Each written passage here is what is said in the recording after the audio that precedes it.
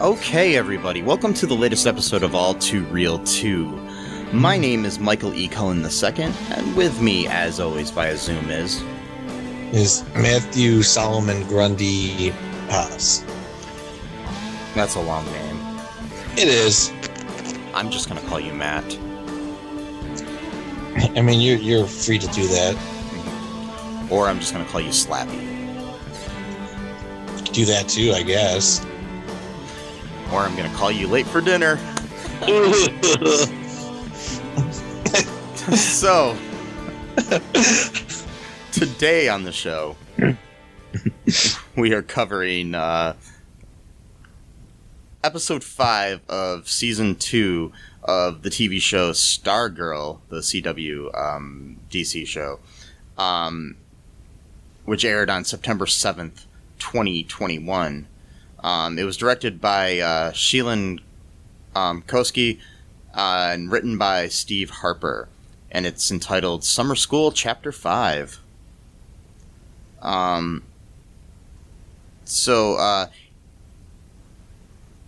In this episode, we start out with 10 years ago, where Cindy Berman is awakened from a nightmare about her father, while her dad, Dragon King, secretly watches her from afar. So, and then we cut to in the present, where Cindy attempts to recruit Cameron while he's outside working on a mural of his father. But Cameron's grandmother, Lily, uses her freeze breath powers to stop Cindy, which they refer to as cryokinetic abilities. Yeah, I mean, it looks like it's obviously hereditary then. Yeah. I like the word cryokinetic.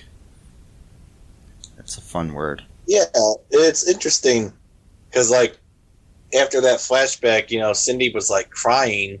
And it's like, I don't understand her deal where it's like she hates her father for having experimented on her and she killed him, but yet she wants to take over the very organization that he was a part of. Yeah. So it does not compute. Don't understand. Because it's like, if you're remembering something and you're crying because of how much it makes you sad, why? What is your life purpose? I don't get it. Anyway, maybe we'll find out, I guess. But yeah, we'll have to see. So meanwhile, Courtney is confronting her stepfather Pat about Shade's intentions. And then this mysterious storm rolls in town. And it's like only over Blue Valley. Like, the storm is not anywhere else in the country. Right. Just over Blue Valley, Nebraska. So yeah. Yeah. That's normal. Yeah.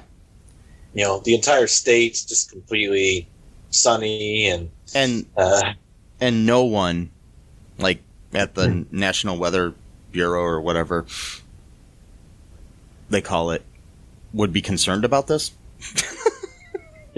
No, it wasn't, because didn't they blame last season thing on the weather too? Yeah. So it's like, yeah, if I were working for them, I'd be like, we gotta go to Blue Valley, Nebraska. There's something going on. Yeah. In that really small town. Where, I mean, it's like, what are you guys doing? I mean, at least the Weather Channel should show up and do some research or something. I'm just saying. Yeah, come on, guys, get working. Come on, Byron Allen, get your people out there. By the way, Byron Allen owns the Weather Channel. Is that Barry Allen's like cousin? No, no, he's a former stand-up comedian. Oh, okay. Wow. And he owns. Yeah, he used to have a late night talk show and stuff and everything too. Yeah, he owns Now- the Weather Channel now. That's a really interesting career change. Like, you know what I mean? Used to be a stand-up comedian. Now I own the Weather Channel. Yeah, he also owns some other networks and stuff too. He's like really rich and everything. It's I don't know. Interesting guy. Yeah, definitely. Used to write jokes for Jimmy Walker and stuff, and he was like a really young stand-up when he was like 18 and stuff. And oh wow, yeah, really interesting story. There's a episode, I don't know if it's still in his free episodes, but Mark Maron did an interview with him, and it's really cool on his WTF podcast. Yeah, I don't know why I'm going off about Byron Allen, but yeah. So anyway, so it was a very interesting episode. So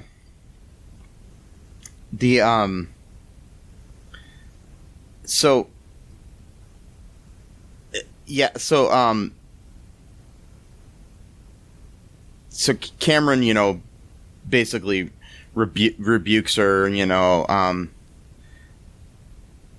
as the Cindy tries to recruit Cameron again, I should say, and he rebukes her.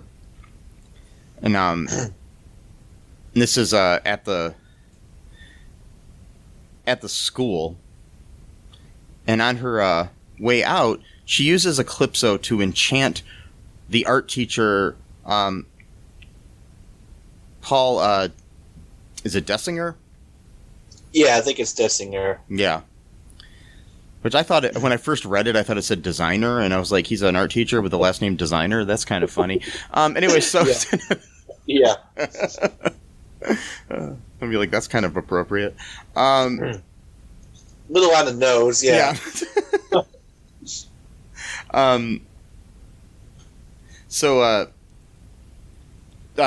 The Shade ends up visiting Barbara regarding Courtney's search for him, and then burns in his number on the business card that Barbara had from him from before. So now she can get a hold of him. What else is happening here in this episode, Matt? What else is happening is that the Shade really needs to learn some modern ways of, like, you know, getting people to be in touch with them instead of having to burn a number onto a card. Shit, I'm going to have to stop doing that now. There's, like, a thing called Gmail, Facebook, you know, Instagram. You know, well, I doubt he has Instagram. But, no, so... he does have TikTok, though. It's weird. You know? He's got TikTok, yeah. The Shade's TikTok page is wild, man. It's crazy shit on there. You should see the video where he dances and lip syncs to a bunch of Olivia Rodrigo songs. It's great. I'm telling you. Richard Swift. Yeah, wow. That's like interesting visualization. Actually, it's funny. A little known fact. He's actually Taylor Swift's dad. Wow. No, yeah, so he goes into where Shadow Realm or whatever he goes, and you know, just disappears on her. And Courtney and Yolanda are really I don't know. They're just having like a full-on discussion about the Shade inside of summer class, which I don't think is very appropriate, you know, to be doing, you know, because, no, not the Shade, about Eclipso, I think. And, yeah, I mean, my whole thing is, you know, you got to remember this whole secret part of your secret identity thing. I'm just saying. Because Isaac overhears them a little bit, and it's like, you know, maybe you should, you know, not do that. They already did that before, I think, when they were talking about the Shades. Like, dude, he's listening in on what you're talking about. Like come on, like, and so the art teacher Paul, Mr. Desinger, he's like, he basically has COVID, and like nobody seems to care or notice. But I'm not sure if COVID exists in this show, because no one really, probably not. Like, yeah, I don't think it does. But so he's like coughing and like, you know, like clearing his throat a bunch, and like he looks all like tired and weak. I'm like, yeah, you probably shouldn't expose your students to whatever you've got going on. So he goes and ends class early, And then he goes in to the art room, and in a really disgusting scene, he starts vomiting paint. I haven't read much on the side effects of COVID lately, but is vomiting up paint one of them? It could be. I don't know.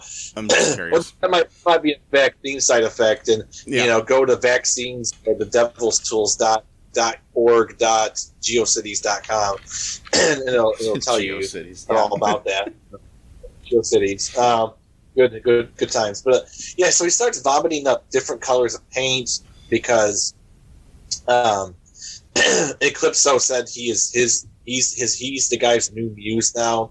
Because he mentioned about a muse early on about how Courtney's basically Cameron's muse because he was drawing pictures of her like not still images but like live whatever it was.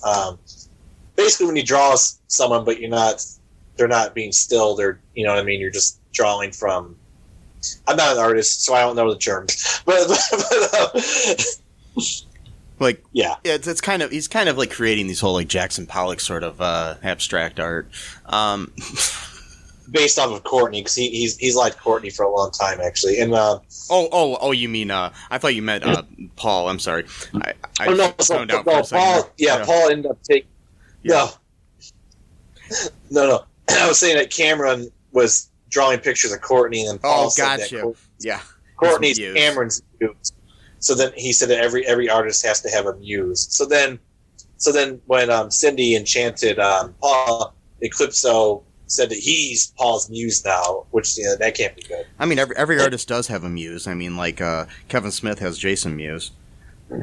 Yeah, and he's his muse, and his last name is Muse. So I'm sorry, that was a really bad dad joke. It's okay, so true.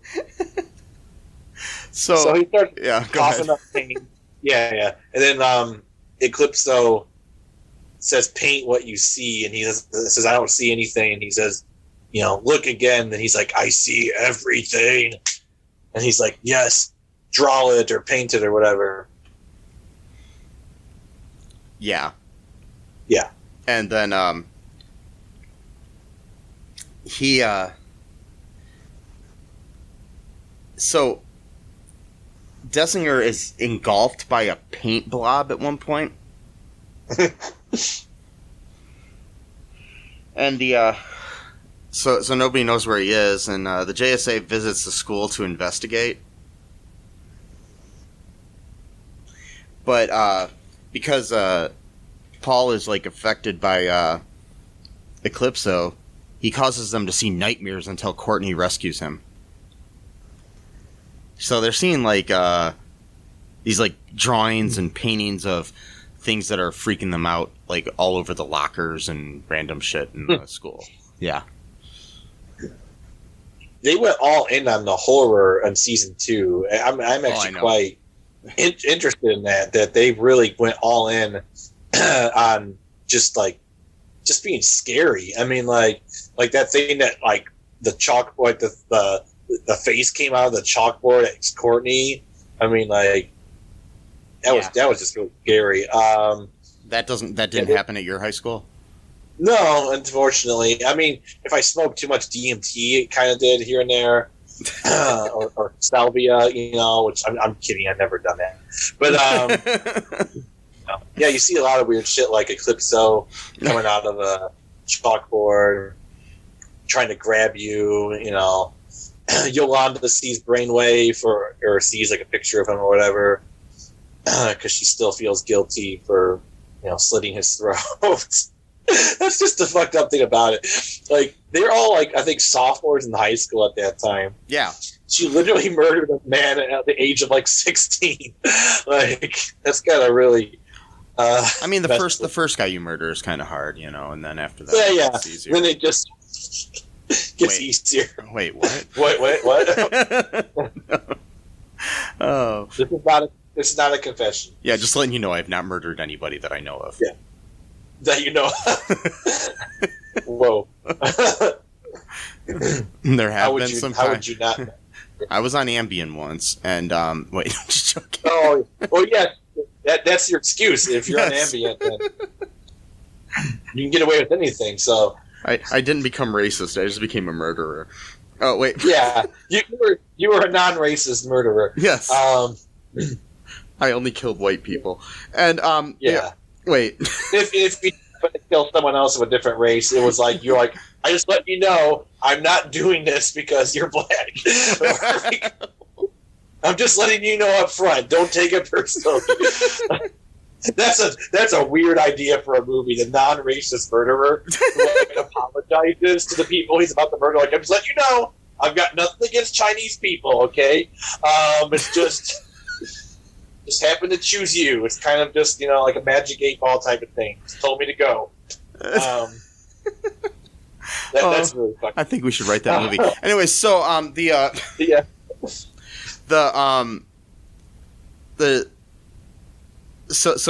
we've got Courtney rescues Dessinger, basically, and then negates Eclipso's powers with her. Her light takes out the dark. Yeah. Whoa, man. And whoa, man. Woman. Oh, anyway, so I just went somewhere. I don't know where.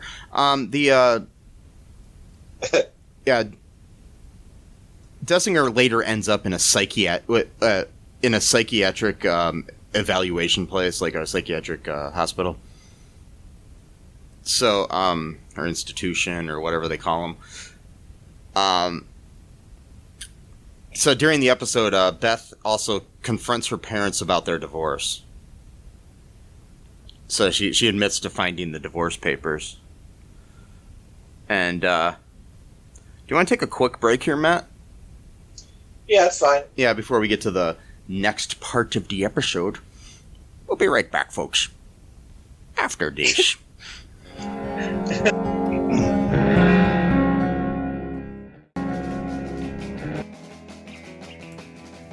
What is Gen X?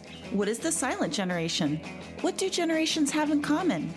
Hi, I'm Trish the Dish from the Gen X Voice podcast, and I invite you to listen to conversations I have with folks from different generations, backgrounds, beliefs, and experiences in an attempt to see what connects rather than divides us.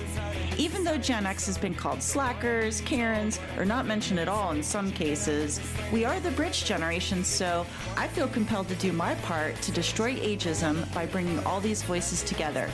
And, as a bonus, each guest gets to answer some 80s questions at the end of each show. So download and listen to Gen X Voice today on Apple, Spotify, Amazon, or wherever you listen to podcasts. And let's see how much we have in common after all. Hi, this is Catherine, host of a new fashion podcast, The Real Fashion School Dropout. Join me as I interview guests every week in the fashion and beauty space, and we gossip on all things fashion and beauty, and even get into some personal stories of their journey in the industry. You can find us on Apple, Spotify, pretty much wherever you get your podcast. Hope to see you there.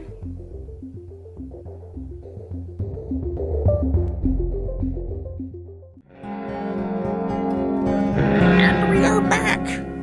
What? I think my voice has changed. I would say so. I don't know what's wrong, Matt. You sound like, what is it you sound like? Some character. What would it... Shoot, I can't think of him. Some guy. Yes.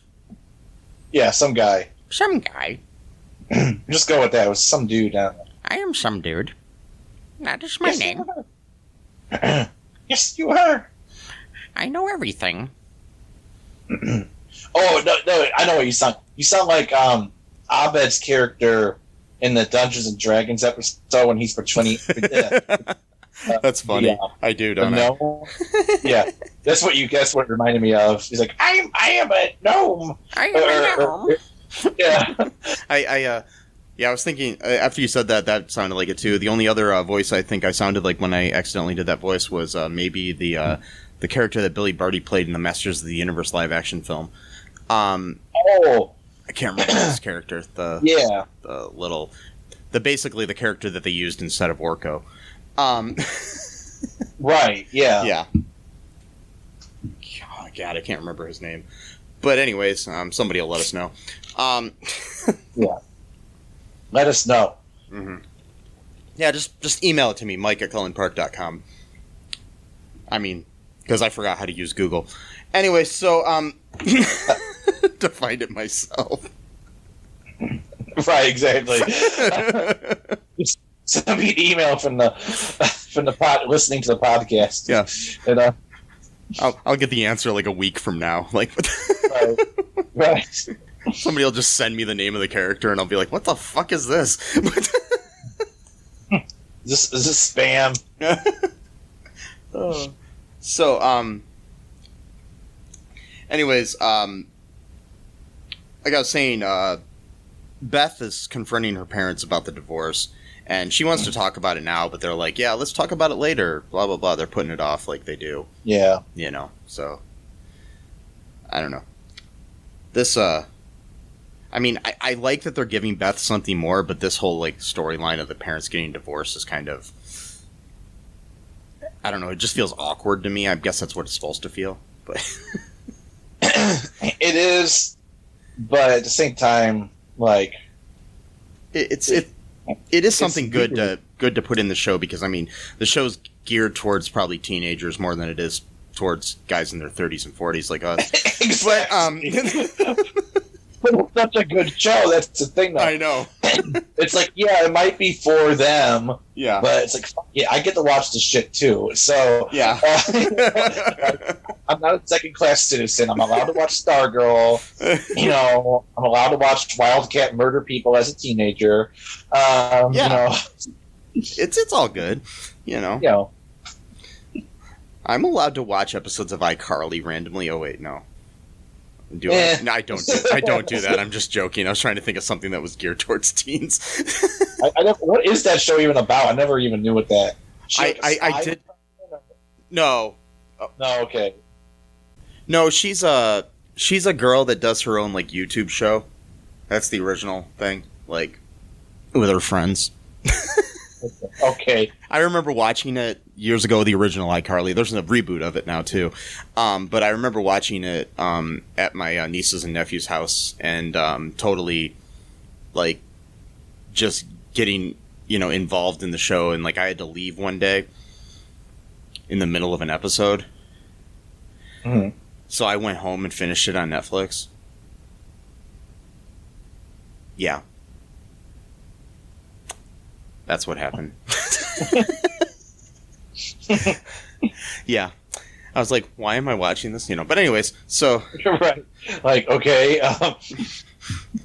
So, anywho, the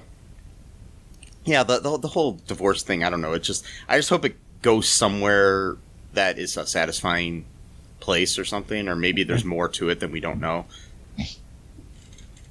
I don't know. I mean, it could. Well, the whole problem is that Beth doesn't really. I'm not trying to be mean about this, but she doesn't really have that much to contribute to the team. I mean, she's kind of like Pat in a way, where she has like really no like powers. Like she can't really fight. It's like, you know what I mean? Like they need to do something to make her. I mean, I'm not making fun of her character. I just mean like if you're part of like a superhero team.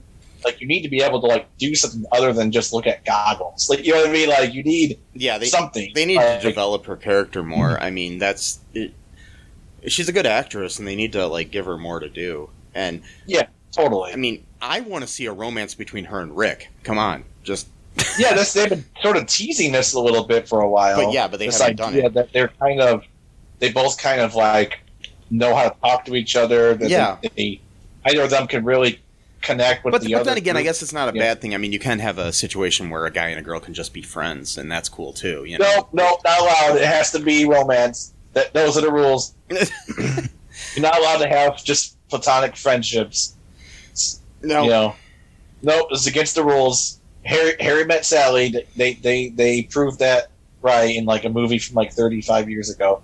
But That is still a great movie, but still. I know, I'm not making fun of it. No. It is a great movie. Yes. But that was that whole thing of like, yeah, a guy and a girl can't be friends, man, because one of them's going to catch feelings from the other. And it's like, okay, maybe, but like, I mean, so what? Like, I mean, you just deal with it. I mean, like, by that logic, does that mean then that like a gay guy can't be friends with another guy because he might catch feelings? Well, I mean, that's basically like the logic behind it. Like, you know what I mean? Like, yeah, it's an old cliche.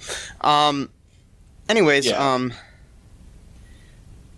so Cindy tries a third time to recruit Cameron. Jesus, does? Wait, oh yeah. And she fails yet again.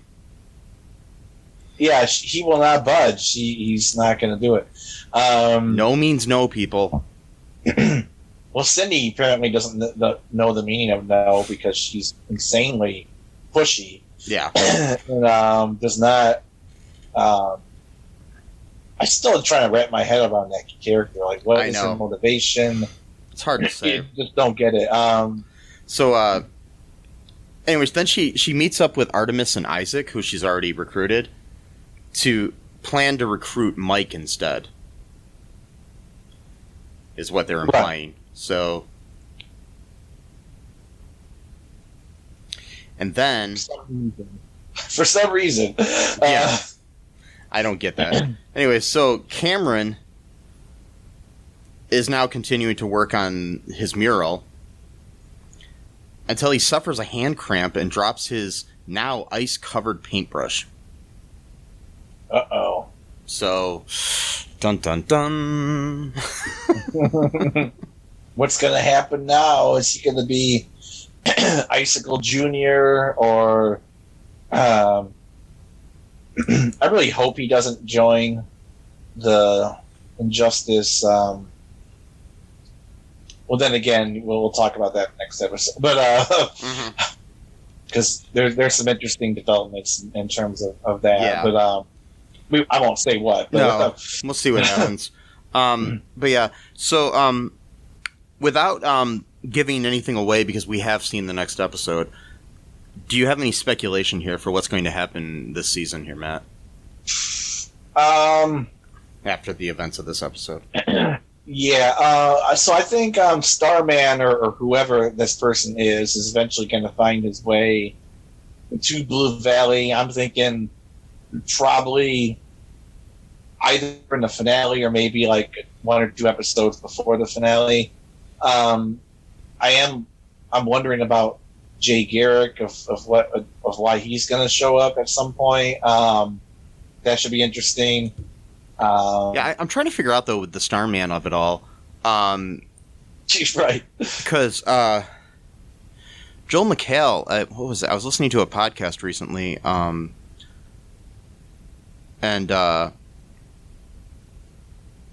he said that he was talking on this podcast. It was a recent podcast, and one of the things he was promoting was Stargirl. Like saying, "Yeah, I get to be I'm Starman on there," and blah blah blah, and talking about that. And then he was talking about how cool it is to work with the cast on there and all this other stuff. And I'm just like, and how cool Stargirl herself, Brecca is, and it's just it's like it's kind of weird, Yeah, I mean, we still have 7 more episodes, I think. So a lot can happen. I mean, lots already happened this season already. It's crazy. Yeah, there's gonna be 13 episodes this season, so we're only 6 episodes in, and so much has happened.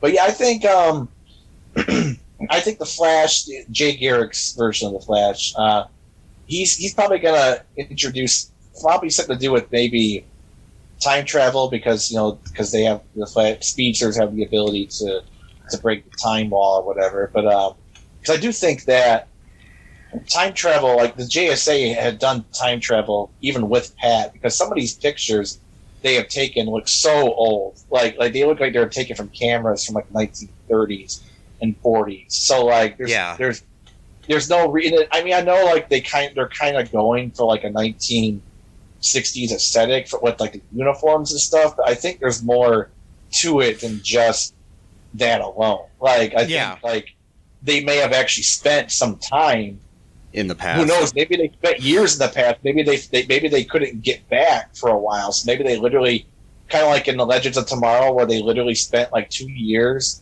in the 1950s until the Wave Rider could pick them up again. Yeah. Like maybe they literally spent like just a good chunk of their lives, like in the 1940s or whatever, just like, oh, I guess we're stuck here. We're gonna make a life here for a while, I guess, until we can figure out, what to do. Either that or they hired a hipster to take all of their photographs. Yeah, it could just be a whole, like, hey, man, like, we got, like, 1950s cars and, milkshakes with sarsaparilla. And, I love that word now, sarsaparilla. Some hipster with a man bun. Like Bishop, yeah. He came and he's gotten, all he has are these, like, old Kodak cameras from, the 1950s or something, or the 40s, and, that's all he... Yeah. And, I don't know much about... I mean, obviously Eclipso is going to be a big part of the season, but, I wonder if there's going to be maybe, like, another villain might show up, maybe. I don't know. They do have a lot of episodes, so you think there might be... Because, Yeah. I don't know how long you can play out the Eclipso of it all, but we'll have to see. The Eclipso, yeah. So, anything else, Matt, before we wrap things up here? No, I think I'm good. Okay, so, folks, be sure to check out our TeePublic. You can get some cool t-shirts. I got my All Too Real 2 t-shirt recently. It's nice and soft and comfortable, and, it looks cool, too. Also, you can check out our website, alltooreal2.com. I don't know why I just sang that. But the kind of cool. The website is awesome. You can get links to all of our stuff. You can join our Facebook group, All Too Real 2 podcast group, and talk to us there. We have a TikTok too, folks. If you want us to, do something with that, let us know what we can do. Because I don't get the ticks and the talks. I mean, I'm not a talker either, so, I don't... I mean, is that what they call themselves, talkers? I don't know. Maybe they're tickers. I don't know. Or talkers, or the TikToks and the Instagram and the... the Facebooks and the in the MySpaces and the Friendsters and the... Wait, what? I'm going back way.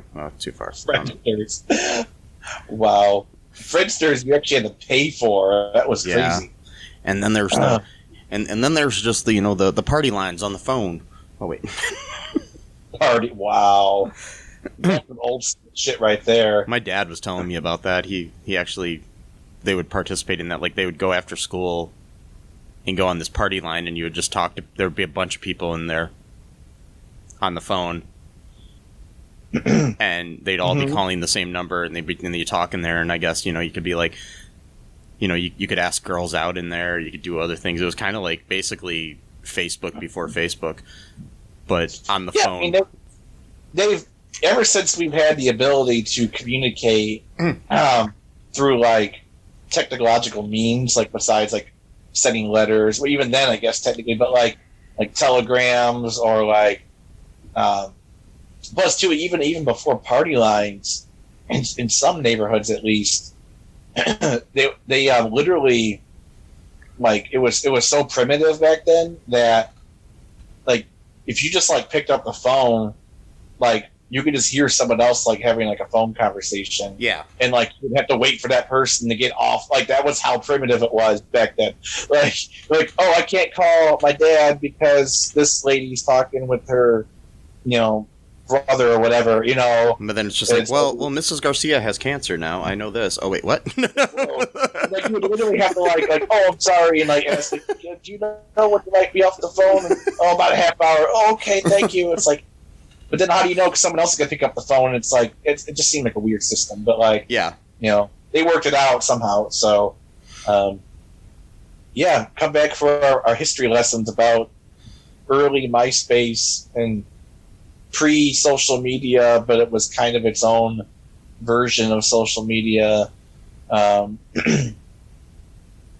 we kind of lost a lot of shit like that, though, like community stuff. Because like I remember my aunt, my great aunt, you know, she was like she died in her like 90s, and she used to tell us how like someone in her neighborhood, it was like the first person in her neighborhood who got a TV, and like literally people would just like sit out in the front yard and just like watch TV like with them in the house. They just be watching the TV from like, I'm like, that seems kind of like you should try that these days. I don't think people would be too happy about that, but like they didn't care. So like they would like watch wrestling, like old school wrestling. Yeah. It's like that reminds me of when all of the cable boxes had the same remote control. Oh God, I remember that. Yeah, so my friend Eric and I used to go around to some neighborhoods, and if anybody had their window shades open, you could change the channel on their TV if you had your remote. Yes. So, you know, they'd be sitting there watching something, and we'd just change it to like MTV or whatever. Yes, yeah, I did the same exact thing with my brother and like some of our friends down the street. And then I used to go over to like friends' houses and bring my remote with me too. Right, and just change the channel when they're not looking. I think when I look back at it, it's a pretty asshole-ish thing to do. I know it is. A TV channel from outside, like. It's like, you know, I worked all day long, a fucking 12-hour shift. I just want to watch Metlock or whatever, you know. Yeah. These damn kids are playing VH1 yes. or MTV. It's like, also, I mean, I know we're going off on weird tangents that have nothing to do with Stargirl here, but there was a kid in my high school who had a watch that had a universal remote built into it. Oh wow! And it was the coolest thing because in our homeroom, he would turn the TV on randomly and change it and stuff. That's awesome. Like we'd go in the homeroom and we'd have to watch this thing called Channel 1, which was a kids news channel or something. And, I remember that. Yeah, and he would change it over to like MTV in the middle of it or something, and then I liked some of Channel 1's programs. I don't know why. But some of them were actually kind of educational and interesting. By the way, there's a whole thing about that. I think it was an article or maybe it was a document. I don't know, but it was like the whole history of like how Channel 1 came into being. Really interesting story behind that. If you want to check that out sometime, it's really interesting. But anyways, folks, be sure to tune back in when we talk about the next episode of tune back in? What the fuck? Check us out. Check out we talk about the next episode of Stargirl here on All Too Real 2.